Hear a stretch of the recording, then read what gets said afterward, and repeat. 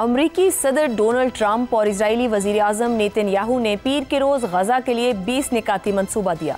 8 अरब और मुस्लिम ममालिक उर्दन, मुत्तहिदा अरब अमारात, इंडोनेशिया, पाकिस्तान, तुर्किया, सऊदी अरब, कतर और मिस्र गजा में अमन मंसूबे पर अमरीकी सदर के किरदार और जंग खत्म करने की मुखलिसाना कोशिशों को खुश आमदीद कह चुके थे। ताहम उन ममालिक की रायआमा की अक्सरियत ने इस मंसूबे पर कई वजूहात की बिना पर तनकीद की। इसे ऐसा मंसूबा करार दिया जिसका झुकाव मुकम्मल तौर पर इसराइल के हक में है। वजीर खारजा इसहाक डार ने भी वाज़ेह किया कि यह अमरीकी दस्तावेज है, हमारी नहीं। ये उस वक्त हुआ जब ट्रंप ये दावा कर रहे थे कि पाकिस्तान और अरब ममालिक भी इस मंसूबे के हामी हैं, लेकिन इसहाक डार की वजाहत ने जाहिर किया कि मुस्लिम ममालिक के साथ तयशुदा खाका और व्हाइट हाउस से जारी होने वाला ड्राफ्ट यकसर मुख्तलिफ है। अमरीकी खबररसा इदारे एक्सियो ने भी एतराफ़ किया है कि नेतन्याहू की मुदाखलत के बायस मौजूदा मंसूबा पहले से तयशुदा डील से काफ़ी मुख्तलिफ है। यूँ पसे पर्दा हकीकत बिल्कुल मुख्तलिफ थे। ज़राए के मुताबिक सऊदी अरब, मिस्र, कतर, उर्दन और तुर्किया भी इस मंसूबे पर तब्दीली पर शदीद बरहम हुए। कतरी हुक्काम ने तो अमरीकी इंतज़ामिया को मंसूबा मौखर करने का भी कहा, मगर व्हाइट हाउस ने एतराज़ात के बावजूद इसे जारी कर दिया।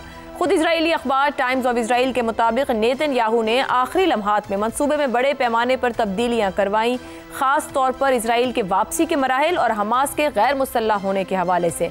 नए नक्शे में दिखाया गया है कि इजरायली फौज पहले मरहले में भी गजा के बड़े हिस्से यानी करीबन 70% पर काबिज रहेगी और दूसरे मरहले के बाद भी 1/3 इलाके में मौजूद रहेगी।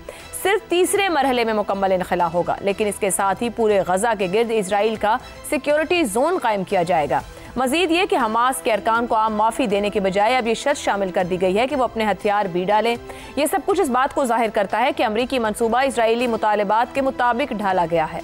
कतर समेत कई अरब ममालिक इस पर मजीद वजाहत और मुज़ाकरात का मुतालबा कर रहे हैं। कतरी वज़ीर आज़म ने अल जज़ीरा को बताया कि असल तवज्जो गजा के अवाम को तहफ़्फ़ुज़ देना होना चाहिए, लेकिन मौजूदा ड्राफ्ट में ये पहलू कमज़ोर है।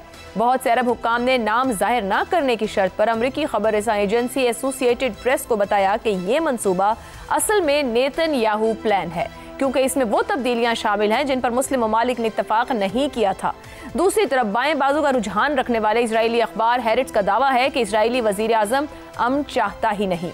उसका एक बड़ा सबूत यह है कि आज यानी 2 अक्टूबर के आलमी अदम तशद्दुद के दिन पर इसराइली अफवाज ने गजा इमदादी ग्लोबल समूद फ्लोटिला पर हमला किया।